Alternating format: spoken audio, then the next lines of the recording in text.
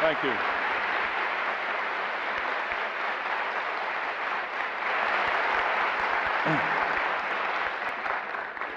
Thank you very much, Alex.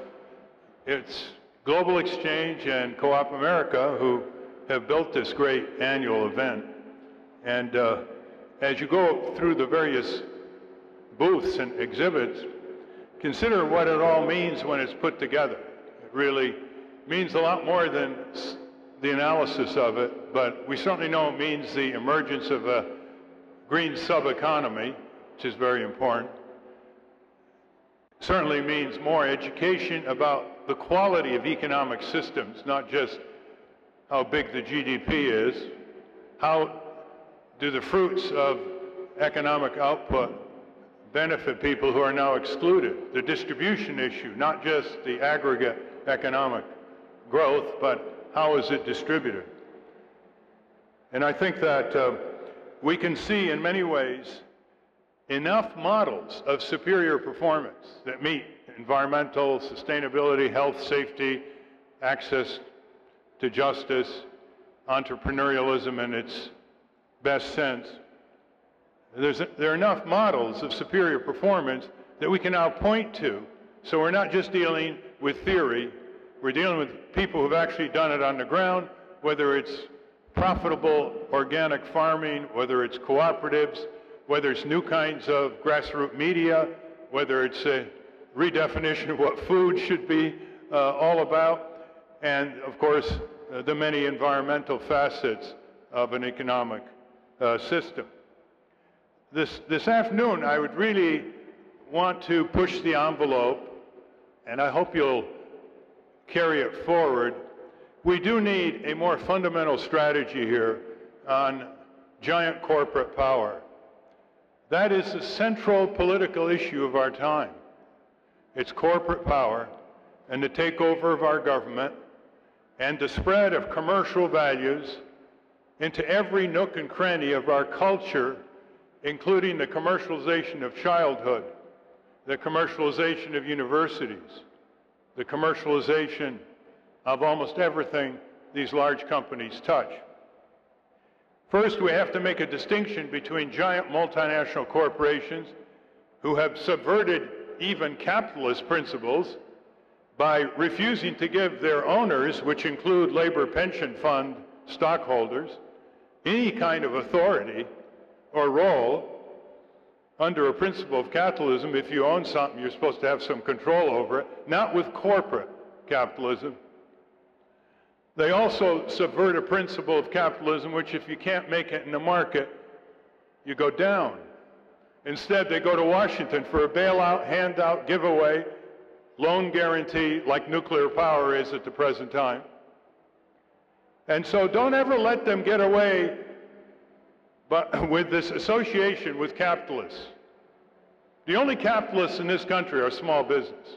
They're the only ones who are free to go bankrupt and aren't able to go to Washington for a bailout.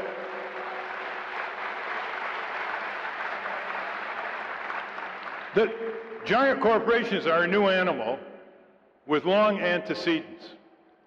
They transcend national boundaries.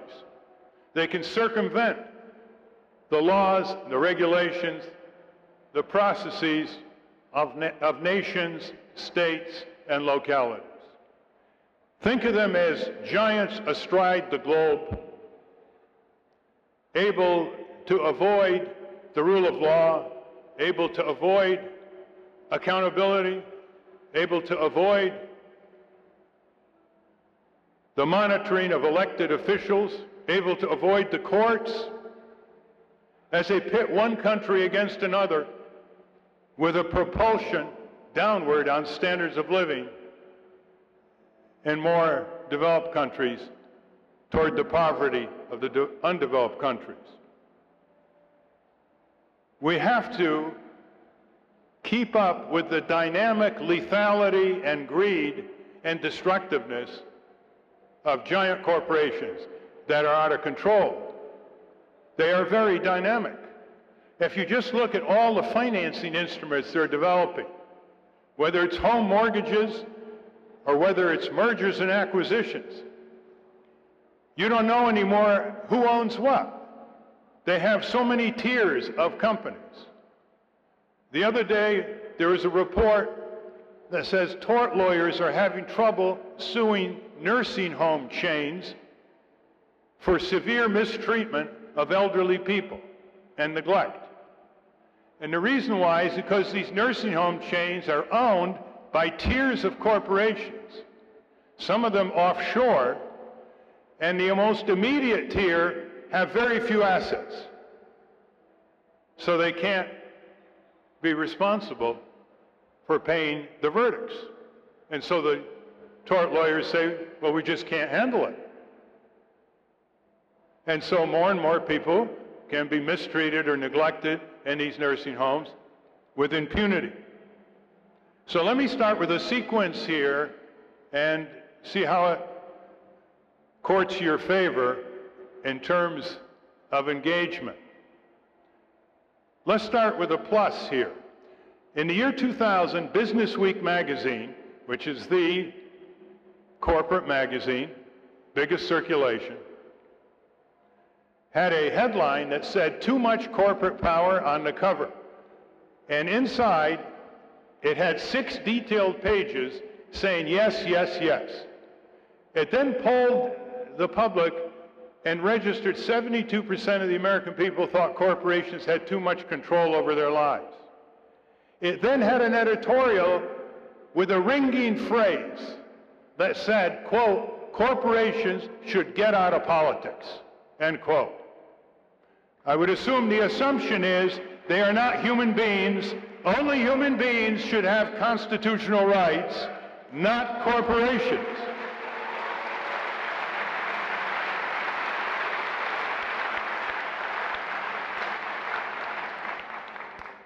Now, I hope you get that copy, because it's always good to cite Business Week. It's always good to cite the enormous coverage that the business press has given to the corporate crime wave, which since the year 2000, when Business Week cover came out, has looted or drained trillions of dollars from worker pensions, produced the loss of hundreds of thousands of jobs, and shredded huge amounts of investor assets, small investor assets. You can imagine what that poll would register today if it registered 72% before Enron, WorldCom, Adelphia, HealthSouth, and the Wall Street crooks. So it isn't that we have an uphill battle with public opinion, right? And it's important to start with that. But it's also important to recognize that every day the imbalance of power between giant corporations and what could be a countervailing government, what could be a countervailing trade union movement, what could be a countervailing consumer and environmental movement, what could be a countervailing animation of elections and political parties, all these are getting weaker, year by year, month by month. I won't burden you with the data because you probably know it, but it is overwhelming. In Washington, D.C., every department and agency in the U.S. government, when you ask what is the most overwhelming, powerful external force on this agency or department, whether it's the Treasury Department, Agriculture Department, Department of Defense, Food and Drug Administration, etc., the answer is the same: corporate power. That includes the Labor Department. Corporate power. That's one way to measure it. Another way to measure it is the convergence of the two major parties on fundamental issues of corporate power, corporate crime, corporate welfare, and corporate takeover of our elections.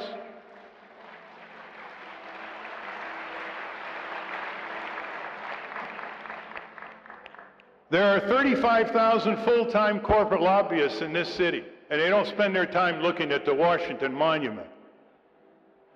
There are 10,000 political action committees that corporate funds funnel money into members of Congress and the White House, political coffers.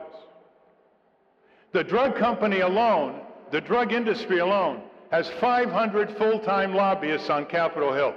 That's how they got the hundreds of billions of dollars of what's called the drug benefit bill. Only it benefited the drug companies more than the patients or the taxpayers who are footing the bill. Franklin Delano Roosevelt, who had a nuanced use of language, unlike the present occupant in the White House, transferred a request in 1938 to the Congress urging the establishment of an organization that would analyze and investigate corporate power. And the Congress obliged. That's the Temporary National Economic Commission, TNEC. In his message, he said the following: when government is controlled by private economic power, that is fascism. When government is controlled by private economic power, that is fascism. He may be the most prominent person who made that description, but he clearly wasn't the only one. What that means is that when you hear people say, oh, the government isn't doing this or doing that, please apply an adjective. It's the corporate government that isn't doing this or doing that.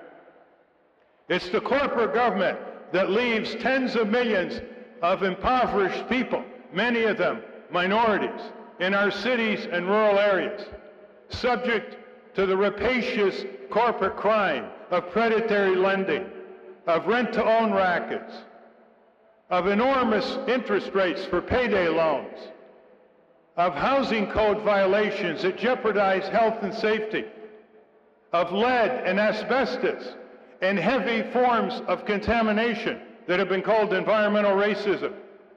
Outside the rule of law, outside law and order, outside enforcement. That's the corporate government. The sheriff is not coming to town when it comes to corporate crime. So let's not talk about things like privatization when we know the word is corporatization. Let's not talk about things like the private sector when we know the phrase is the corporate sector. And when we talk about welfare, let's talk about the biggest monetary pile of welfare every day coming out of taxpayer monies called corporate welfare to the largest, most profitable corporations in the world.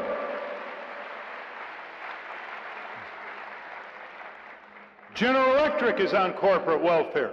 Intel is on corporate welfare. Cisco is on corporate welfare. Microsoft is on corporate welfare. Pfizer is on corporate welfare. Merck is on corporate welfare. Tell me one large company that isn't on corporate welfare. Half of this city is shoveling out hundreds and hundreds of programs of subsidies, handouts, giveaways, tax escapes, etc. The nuclear industry wants to build more nuclear plants. They can't meet the market test. So they got the Senate, with the Democrats in charge a few weeks ago, to pass a $50 billion loan guarantee provision, mostly for new nuclear plants. It's corporate welfare.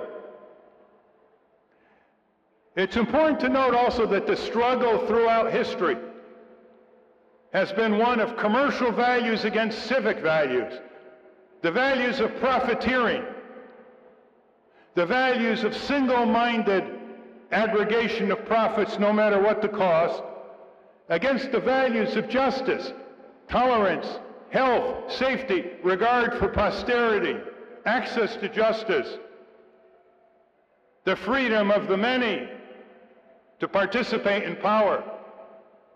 Marcus Cicero's great definition of freedom. Freedom is participation in power. That's the definition we got to take to every city hall, every state house, every corporate shareholder meeting, every congressional hearing.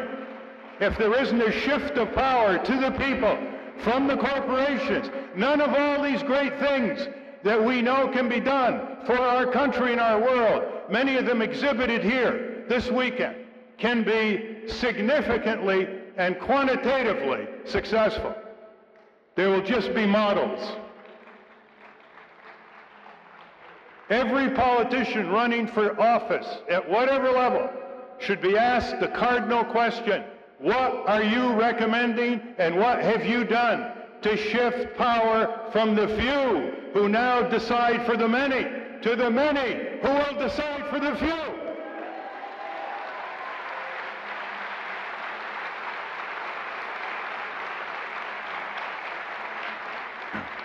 And we know ways to do that. We know ways to do that. We open up access to justice. We expand the tort system so wrongfully injured people in the workplace, in the market, in the environment can take their perpetrators, their wrongful, injurious perpetrators, to court before judge and jury. And that access is being closed out by corporate power. It's grotesquely called tort reform. Shutting the corporate doors to the most defenseless people, brain-damaged infants from medical malpractice, people suffering from cancer because of occupational workplace disease. It's not a small matter. 58,000 Americans die every year from work-related diseases and trauma. 100,000 die every year from medical malpractice in hospitals alone, sometimes euphemistically called medical errors. 65,000 Americans die every year from air pollution. These are OSHA figures, EPA figures, Harvard School Public Health figures. You ever see anybody make a big issue out of any of these? What are they waiting for? Some terrorist gang in Afghanistan saying they're going to increase occupational disease in the United States? Or medical malpractice? Maybe that'll wake them up, huh? What are these styles of violence, where the greatest sources of preventable violence in our country are rampantly and grotesquely ignored, while we spend hundreds of billions of dollars overseas? So much of it producing more violence and more waste and more corruption. Anybody who controls the yardsticks by which a society is measured will control the agenda. We have to develop new yardsticks. When Alan Greenspan was chairman of the Federal Reserve, he'd go up to Congress and give his State of the Economy testimony. And it usually would be something like, Mr. Chairman and members of the Joint Economic Committee, the state of the economy is in general quite good. And then he talks about profits, gross national product, inventory levels, capital accumulation. What if there were other yardsticks he had to measure up on Capitol Hill? What if he had to say, as he should have said if he's reflecting reality, Mr. Chairman, the state of our economy is not good for 80% of the American people. 80 million people live in poverty, contrary to the absurd definition of poverty by the Labor Department, which defines poverty as a family of four making under $19,000 a year. By other definitions, 80 million easily come under the definition of poverty. 13 million children go to bed hungry every night in the land of the free, home of the brave. 50 million people make under $10.50 an hour, $6, $7, $8, $9 Walmart wages. 45 to 48 million people do not have any health insurance. 18,000 people in this country die because they can't afford health care. When they talk about waits in England for health care, Tell them about waits that are so long that 18,000 people, 6 9/11s, die in this country because they can't afford health care.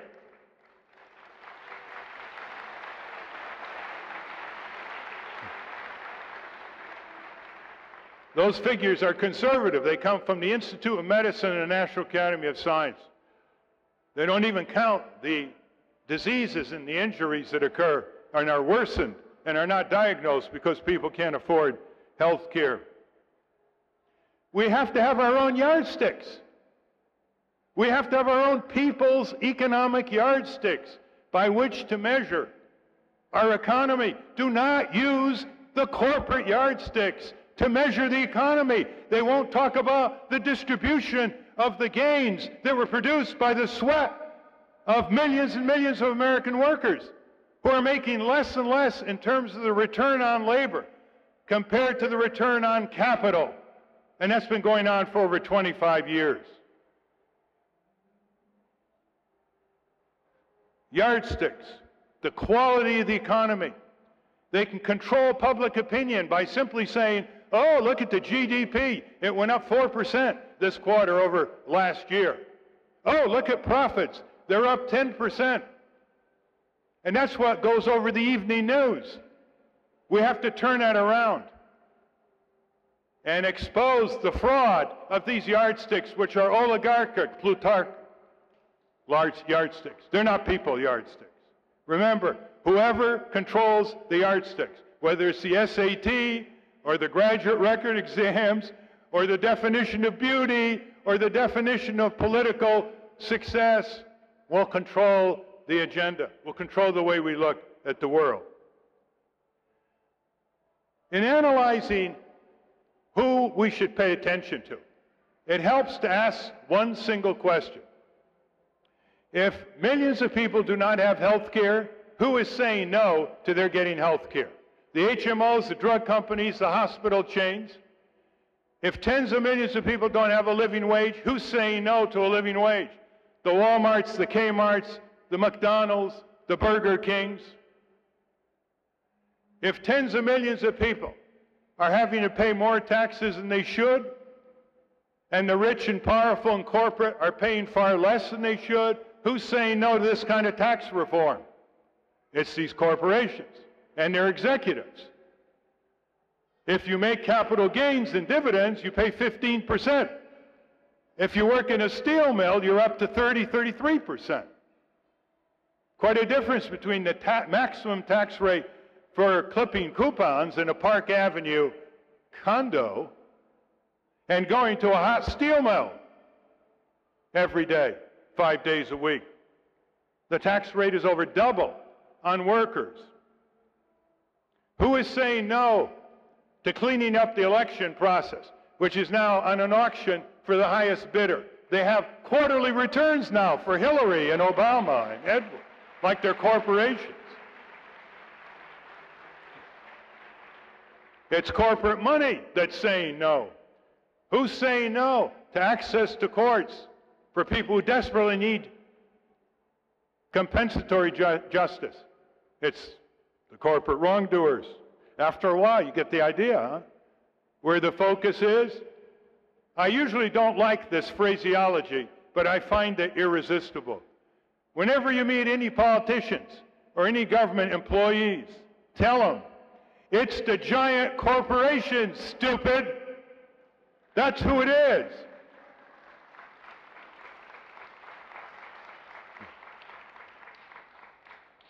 Now, what are the final yardsticks that show that this economic system, dominated by fewer and fewer large corporations who have no allegiance to our country other to control it and the communities within it, or abandon it as they see fit? The basic infirmity is the following. It doesn't matter how much the economy grows as long as the distribution of the benefits of that economy cycle back to the top 5 and 1% of the richest people in the country and their corporations.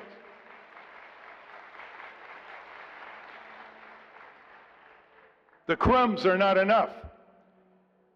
Our economy now is about 20 to 25 times more productive per worker than it was in the year 1900. Remember that, 20 to 25 times adjusted for inflation. In 1900, there were poor people, there were hungry people, there were people without adequate shelter. And in the year 2007, there are poor people, there are hungry people, there are people without adequate shelter, and there are people deep, deep in debt.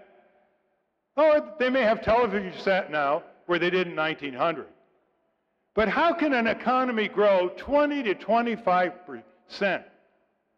20 to 25 times more, rather, per capita, and still not have abolished poverty, still not have provided decent housing, still not have provided decent opportunities for people, still not have rebuilt our cities, still not have had Medicare, full Medicare for all?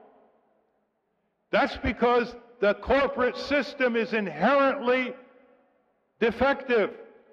No matter how it grows, no matter where it grows, it will not just damage the environment and cheat consumers and provide hazardous workplaces, etc. It will cycle the gains back into the top 5, 4, 3, 2, 1%. When I was growing up in a factory town in Connecticut, the heads of those factories, not one of them was making more than 7 times the worker wage in their factory. And I'm talking about the top guys, not the managers. Now it's the Fortune 500 CEOs are making between 400 to 500 times more than the average worker. The head of Walmart made $11,000 per hour on the average, 8 hours a day last year, and hundreds of thousands of his workers were making $6.5, $7, $8, $9, $10 an hour. You can see the gap growing, growing. There isn't even a word to describe it. A gap is not enough. So what do we do about all this? First, the smarter the strategy, the more targeted the strategy, the more a certain amount of civic power will carry the day. We have to first split the corporate entity from the entity known as a human being. Corporations must be structurally, constitutionally, and operationally subordinated to the sovereignty of the people.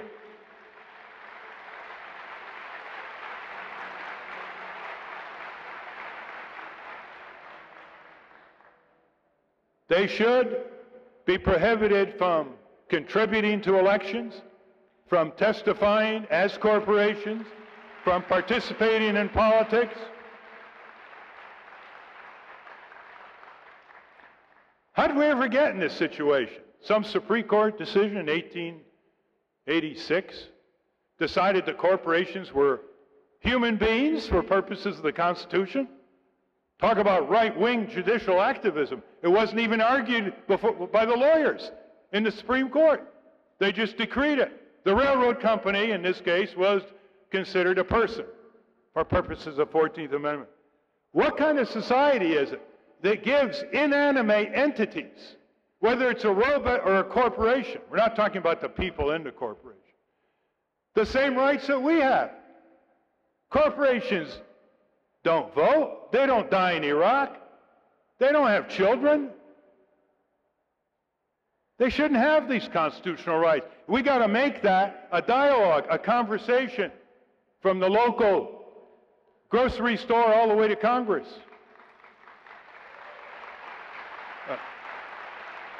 I'm pleased to say that all over the country people are raising that, in no small part to the work of a group called POCLAG and Richard Grossman and others, who raised this about 15 years ago. Corporations should not be persons. Personhood should be taken from these corporate entities. When we do that, we set up the next change, which is federal chartering for large corporations. No more Delaware chartering or Reno, Nevada chartering. We have to redefine the agreement between the society and the giant corporate entity. The best way to do that is to abolish state charters, Corporations are not created by investors. Investors fund corporations. They're created by state government charters and have them nationally chartered following a very extensive public debate and congressional hearings. You know, in the early days, in about 1800, when the first corporations were chartered in the state of Massachusetts to manufacture textiles, the legislature chartered one at a time. They put them on a short leash. They made them renewable. Those legislators were worried about Frankensteins arising in their midst. Corporations were seen as our servants then, not our masters. They become our masters, not our servants. Once we raised the issue of federal charters, which was raised by Teddy Roosevelt, William Howard Taft, Senator O'Mahony in 1939, and then suddenly it subsided. Once we raised that, all kinds of issues of corporate accountability, of corporate compliance, of depowerizing corporations, of giving more power to the consumers and workers and pension funds, come to the forefront. It's a crucible. It's a framework. You don't just go one here, itty-bitty there. It's a framework to organize the shift of power back to the sovereignty of the people, away from the increasing absolutist sovereignty of giant corporations. What is the word here? The word is subordination. I urge you to use that word. We must create a movement of subordination of corporate power to the supremacy of the power of the citizens in this country, the people in this country.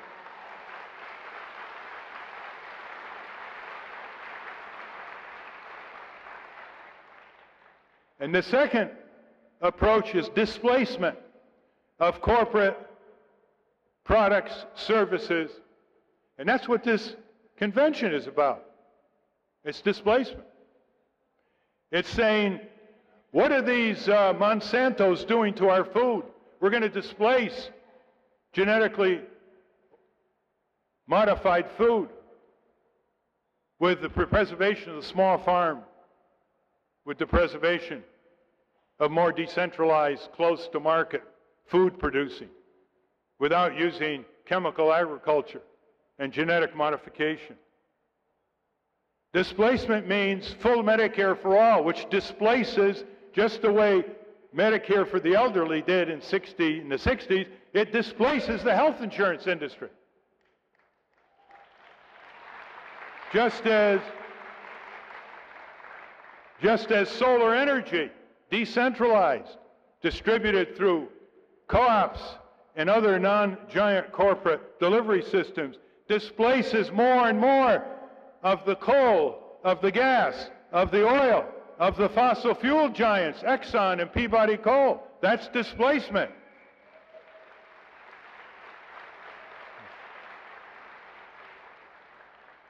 Displacement comes from refusing to enter McDonald's, refusing to enter Starbucks, refusing to enter Walmart's.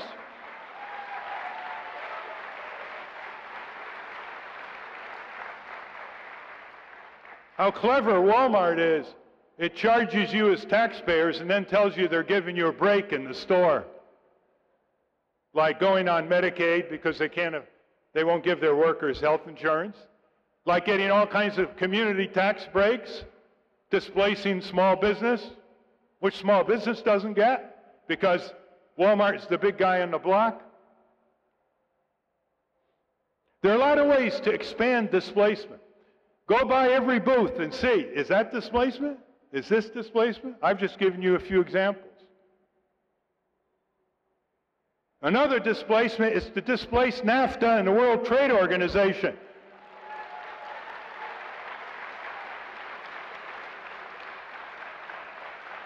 So they cannot pull down our standards. They cannot subordinate environment, labor, and consumer rights of health and safety and well-being to the supremacy of corporate, commercial, international trade. That's what it's all about. It's circumventing our democracy. It's circumventing our democratic processes, our courts, our regulatory agencies, our legislature. You can't buy anything in your hometown from child labor, products made from child labor in this country, because it's illegal.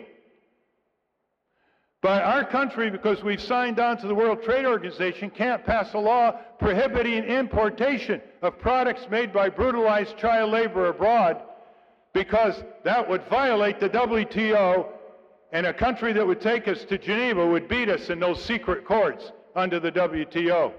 We couldn't have been first with airbags if WTO was around.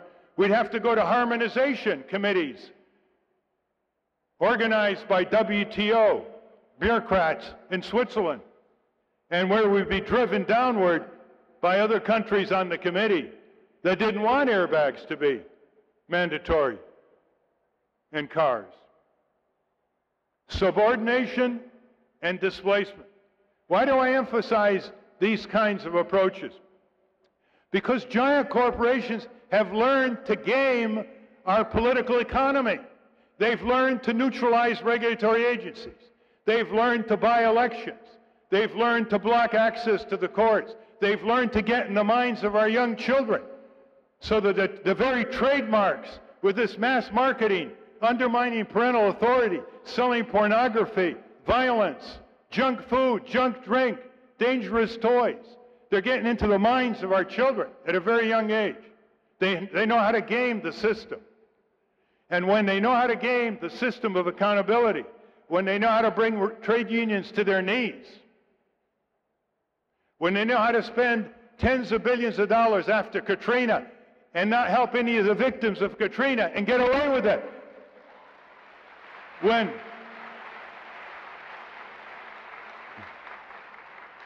they're able to deny people insurance, even though the insurance industry has incredible tax advantages and are making huge profits, when they can increasingly perform military functions abroad, as Blackwater has, Halliburton has. More and more of the U.S. military is being contracted out to profit-seeking corporations, and if you don't think our government is accountable, try these multinational corporations for escaping both Iraqi law and U.S. law. They've learned how to game the system. They've learned how to engage in greenwashing. They've learned how to co-opt all too many good environmental groups. They've learned, and that means we got to confront them with a new strategy, a new analysis, a new kind of access, reflected by what's here, in part. That means we've got to read more. We've got to talk with each other more. We've got to take books like The Shock Doctrine by Naomi Klein, that is in the bookstores today. Jim Hightower's books. Even my books. We have to listen more to Amy Goodman on Democracy Now! We have to expand indie media. We have to get her and other programs on more of the multimedia approaches, including what gets through the internet. We've got to take our children to rallies and marches and town meetings and courtrooms and hearings.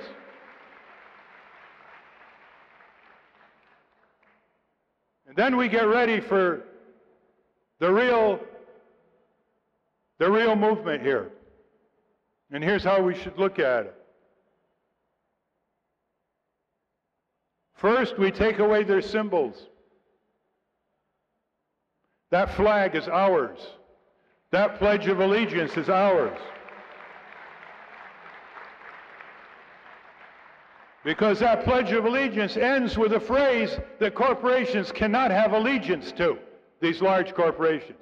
It ends with a phrase, with liberty and justice for all. Not for some and not for a few, but for all. And then we look and we see what can turn around this political economy. What is the single most important institution that can turn it around? And it's 535 people, men and women in Congress, who put their shoes on every day like we do. Congress has enormous constitutional authority, far greater than the executive and the judicial, which is why it's surrendering so much of it on the installment plan to both the executive and the judicial. It doesn't want the responsibility. That's our job. About 1,500 corporations with offices here in town pretty much get their way with a majority of 535 members of Congress. But we're millions of people. The corporations have a lot of money. They don't have a single vote. We're 600,000 people in each congressional district on the average. Once we put the energy in organizing Congress watchdog organizations in every congressional district, at least the level of energy that is exhibited by a serious bird-watching club or bowling league, you will see a dramatic difference in the response patterns of your senators and representatives. The critical mass is about 2,000 people per district who choose watching Congress as their principal hobby, who learn the skills of holding Congress accountable, who learn the talents of getting their member Congress into auditoriums where they are grilled before a local media and full assemblage. 2,000 people per congressional district, focusing on, let's say, a half a dozen transitional agendas, big time. Health care being one, subordination of corporations being two, etc., for starters. If we don't get down to that level of monitoring, we're not getting down to the level of corporate power. But remember, we have more votes than corporations. Corporations are very vulnerable when they are challenged in ways they are not accustomed. And this is one way. Always when you see people who are discouraged, demoralized, you know, the kind of people who, if you had them in a stadium and you said, what's the difference between apathy and ignorance? They'd say, we don't care and we don't know. Even though they're getting ripped off, disrespected, excluded, harmed. You keep saying to them, there's only one person in the House and two in the Senate representing where you live and work. Do they know your name? Have they been face to face? Have you collaborated with your neighbors and friends? The greatest obstacle to the rise of a functioning, persistent, sustainable democracy is the belief by millions of people that they don't have enough power and that they're powerless. And they don't count and they don't matter. That's the way we grow up. That's the way we grow up as children. As my father said to me when I was 10 years old and I came home from school, he said to me, Ralph, what did you learn in school today? Did you learn how to believe or did you learn how to think? I thought about that one for a long time. That's why we have to pay attention to the introduction of civic skills in our elementary and high school. That's civics, civic skills, connecting the classroom to the community. No one can stop us from doing that. We are parents, citizens, taxpayers, local schools. Get it done. The materials have been written by people in this audience. The subject matter is at hand.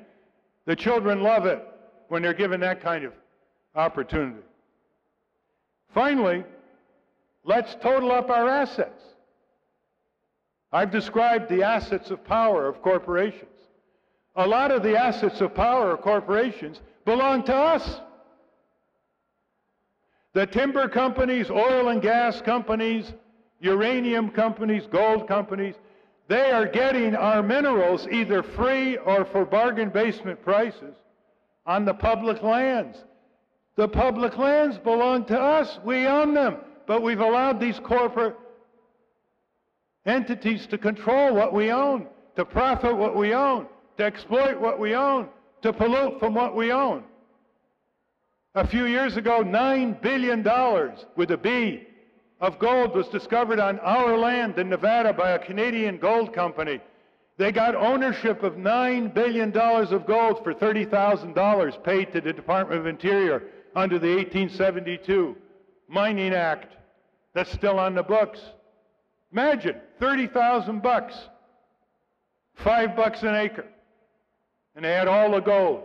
And when they finish exploiting it and selling it, they leave the cyanide-laced waste for the taxpayers to pick up and pay for it, to clean up.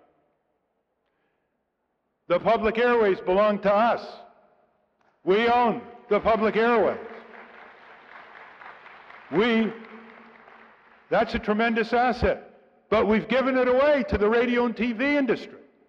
The FCC gives it away 24 hours a day, free. They don't pay us anything. We're the landlords. The radio and TV stations are the tenants. And they get away since 1927 without paying free. What if we charged them rent, and that would be a lot of money, and we used a portion of it to get back a certain amount of time every day, prime time TV, drive time radio, where we built our own TV and radio stations and production studios, reporters and producers, with the rent, part of the rent that we get from the commercial industry. Is that too radical? Ask a conservative next time whether that conservative believes that if we own something, we shouldn't control it. The same is true for the research and development. Do you realize that almost every major industry that's burgeoning in this country is based on government, taxpayer, research and development? Three-quarters of the anti-cancer drugs developed by tax money out of the NIH. How about the aerospace industry? That's out of the DOD. How about the semiconductor industry? Government research and development. The government developed the internet. How about the containerization industry? That came out of U.S. Navy research. On and on, whether it's biotech, pharmaceutical, semiconductor, computer, aerospace, you name it. It's our money, and it's given free to these companies. They don't even have the decency to have a taxpayer appreciation day on April 15th to say thank you, middle class and lower income class taxpayers.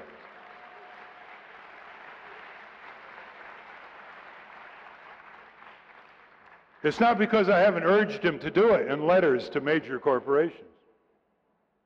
Those are some of our assets.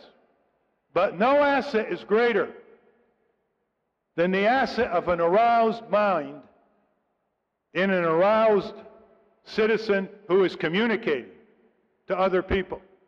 Word of mouth. Word of mouth is the fastest, most reliable, most credible form of communication with friends, relatives, co-workers, people you meet in the supermarket line.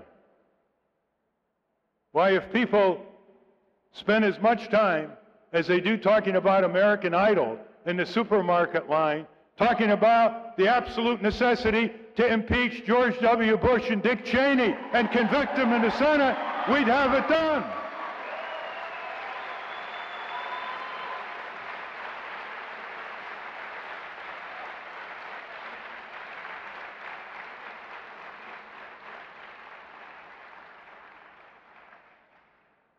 You know, we're losing our country, we're losing our government, we're losing our future. We have a runaway criminal regime supported by its party in the Congress. The opposition party has caved again and again and again since January, even though it controls the Congress. It's caved on energy, it's caved on the war, it's caved on Iran, it's caved on the Patriot Act revisions, it's caved on even rescinding the tax reductions of the wealthy to pay for the war. When they do that, they're making our children and grandchildren pay for those deficits. And it's also caved on so many of the things that the other parties gotten through Congress because the Democrats didn't stop them when they had the power to. Even though they were in the minority, they could have stopped the war, the Patriot Act, the tax cut for the wealthy. Where does that leave us? We've got to have more voices and choices. We've got to break the two-party elected dictatorship, or either take over one of them.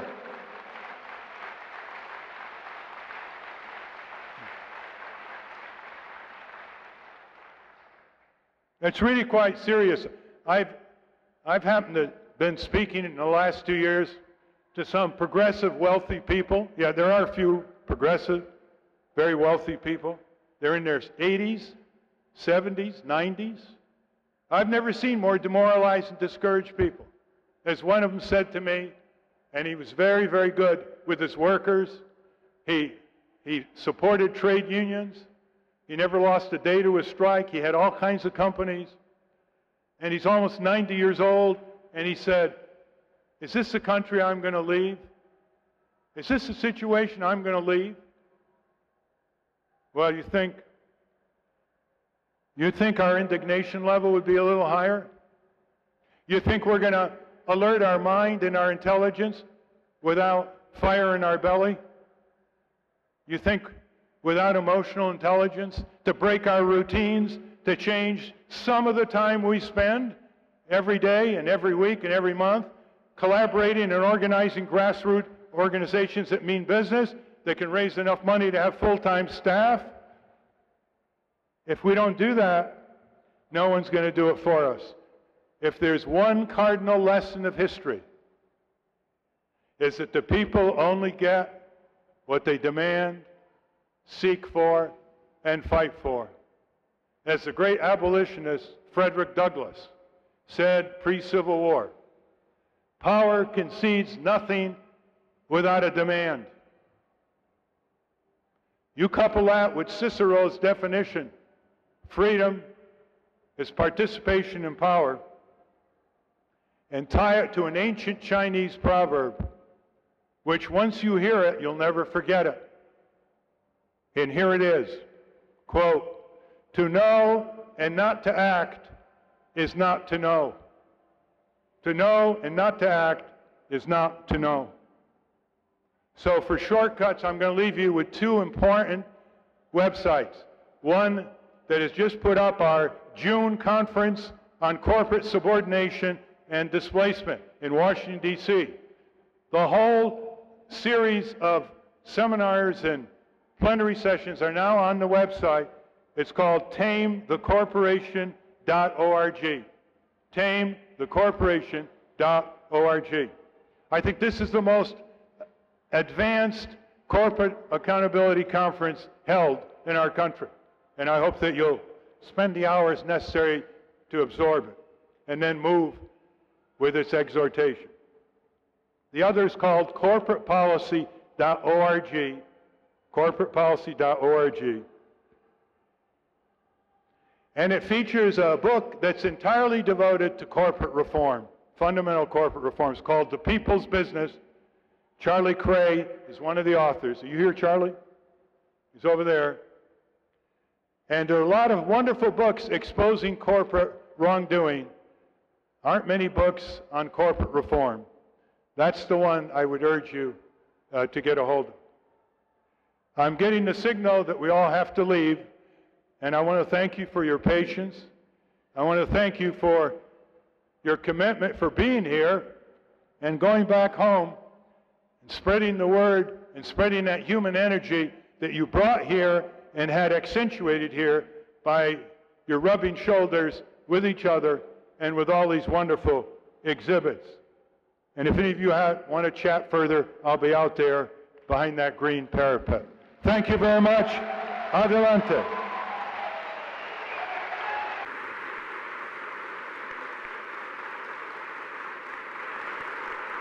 Mm.